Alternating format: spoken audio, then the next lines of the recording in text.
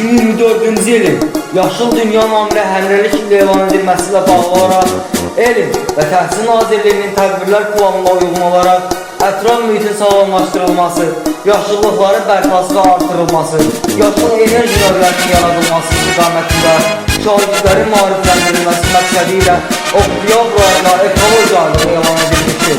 Bu münasibətle də məktəbimizdə bir çox silsilə tədbirləri keçirilir.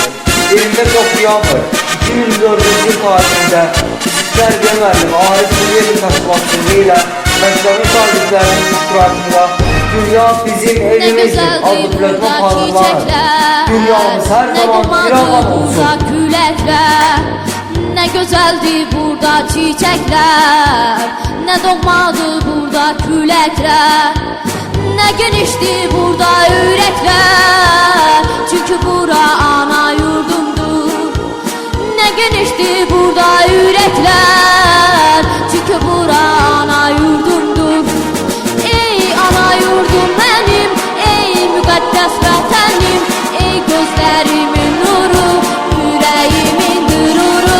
Ey ana yurdum benim, ey mukaddes vatanım, sensiz döyülmez yürek, sensiz ömür ne